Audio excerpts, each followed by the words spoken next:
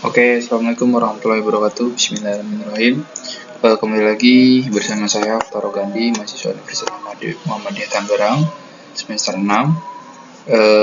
Masih dalam pelajaran etika profesi dan berorganisasi. Kali ini aku ingin mengangkat makalah dari kelompok 7. Dari materi-materi sebelumnya, ini aku bawakan materi yang ke-7.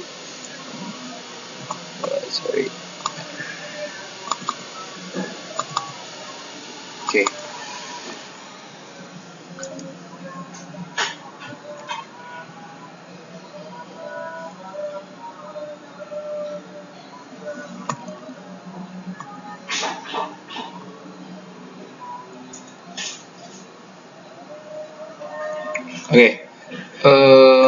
Materi ini berisikan tentang hak kekayaan intelektual yang disusun oleh kelompok 7, Mas Angga Pradipta dan Suhermanto.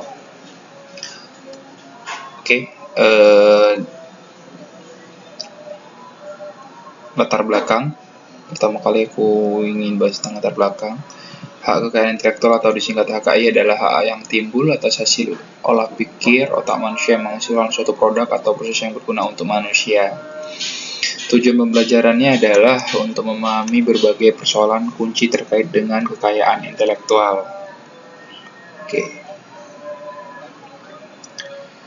Pembahasan. Yang pertama, teori-teori dasar perlindungan HKI. Ada beberapa teori perlindungan hak kekayaan intelektual, antara lain seperti teori reward, teori recovery, teori insentif, dan teori risk. Menurut teori reward, pencipta atau penemu yang menghasilkan ciptaan atau penemuan harus dilindungi dan harus diberi penghargaan. Kemudian menurut teori recovery, pencipta atau penemu menghasilkan ciptaan atau temuan dengan mengeluarkan tenaga, waktu, biaya, harus diberikan kesempatan untuk meraih kembali apa yang telah ia keluarkan tersebut. Kemudian ada teori insentif, menyatakan bahwa dalam rangka untuk menarik minat, upaya, dan dana bagi pelaksana dan pengembangan kreativitas penemuan serta menghasilkan sesuatu yang baru, diperlukan adanya kreativitas penemuan serta menghasilkan sesuatu yang baru dengan diperlukan adanya suatu insentif untuk memacu kegiatan-kegiatan penelitian dapat terjadi lagi. Kemudian ada teori risk atau resiko, menyatakan bahwa kekayaan intelektual merupakan hasil karya yang mengandung resiko sehingga adalah wajar untuk memberi perlindungan pada kegiatan yang mengandung resiko tersebut.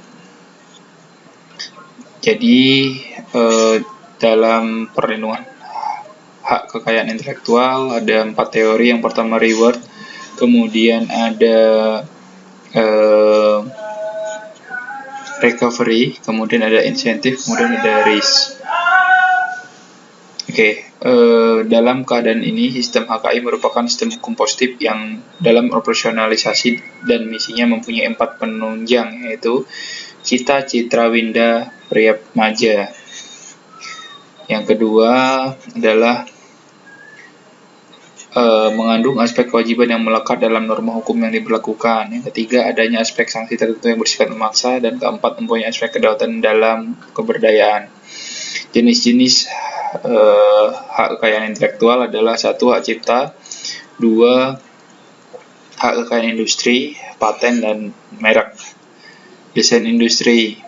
Dari jenis-jenis HKI tersebut, hanya PVT yang berada di pengelolaan Kementerian Pertanian. Perlindungan varietas tanaman. Ini undang-undang yang mengatur tentang HKI. Ada 7 undang-undang, yaitu UU nomor 30 tahun 2000, UU 31 nomor 2000, kemudian ada UU 13, ada UU 15 tahun 2001, UU 2028 tahun 2014. Nah, secara umum pengertian dan ruang lingkup jenis HKI adalah yang pertama ada paten. Paten itu apa? Paten itu adalah hak eksklusif yang diberikan oleh negara kepada investor atau hasil invensinya di bidang teknologi yang untuk selama waktu tertentu melaksanakan sendiri invensinya tersebut atau memberikan persetujuan kepada hak lain untuk melaksanakan. Kemudian merek. Merek adalah suatu tanda yang berupa gambar, nama, kata, atau huruf-huruf, angka, susunan warna, dan kombinasi dari unsur tersebut yang memiliki daya pembeda dan digunakan dalam kegiatan perdagangan barang dan jasa. 3. Desain industri. Desain industri adalah suatu kreasi tentang bentuk, konfigurasi, atau komposisi garis warna atau garis dan warna atau gabungan daripadanya yang berbentuk 3 dimensi atau 2 dimensi yang memberikan kesan estetis dan dapat diwujudkan dalam pola 3 dimensi atau 2 dimensi serta dapat dipakai untuk menghasilkan suatu produk, barang, komoditas industri, atau kerajinan tangan. Kemudian keempat, ada desain tata letak sirkuit terpadu adalah desain tata letak sirkuit terpadu ini yaitu berupa rancangan peletakan 3 dimensi dari berbagai elemen. Sekurang-kurangnya satu dari elemen tersebut adalah elemen aktif, serta sebagian atau semua interkoneksi dalam suatu sirkuit terpadu, dan peletakan 3 dimensi disebut dimaksudkan untuk persiapan pembuatan sirkuit terpadu. Kemudian ada rahasia dagang. Rahasia dagang itu adalah informasi yang tidak diketahui oleh umum di bidang teknologi dan bisnis, mempunyai nilai ekonomi. Kemudian perlindungan varietas tanaman. Perlindungan varietas tanaman itu adalah perlindungan khusus yang diberikan negara yang dalam hal ini diwakili oleh pemerintah dalam pelaksanaan dalam perlindungan varietas tanaman.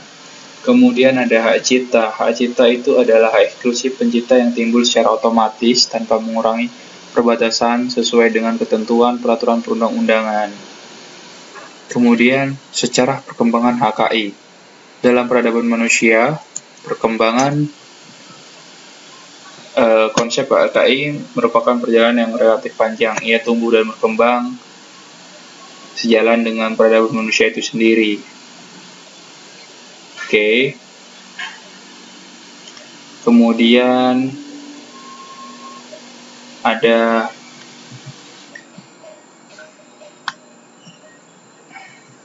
manfaat HKI bagi lembaga litbang. Manfaat HKI secara umum bagi litbang adalah sebagai berikut: memberi kepastian hukum, promosi potensi kemampuan iptek pada calon klien, dapat digunakan untuk menggalang dana atau stakeholder, membiayai riset dan pengembangan dengan memanfaatkan penjualan lisensi loyalitas hasil HKI.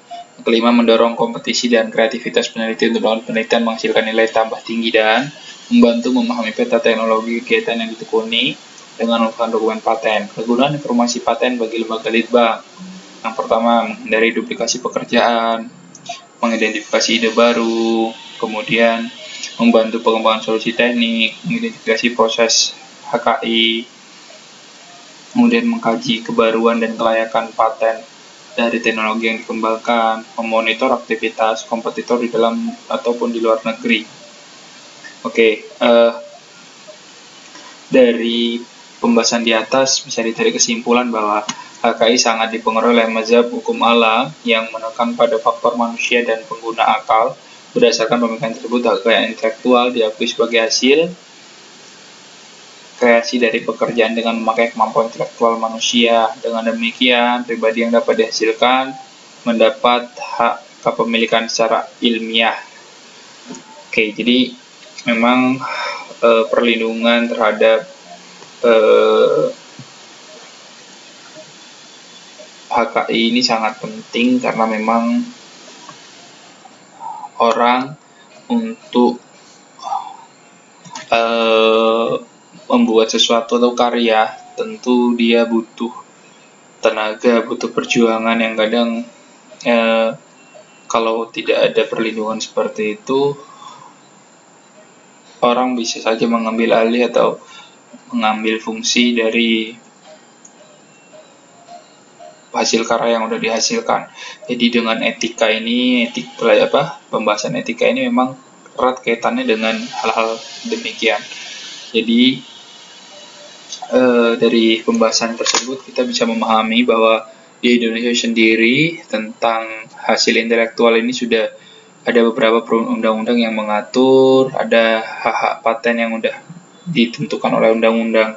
Jadi ketika memang kita menghasilkan sesuatu, sudah pasti kita harus meregistrasi sehingga itu bisa menjadi hak paten untuk kita.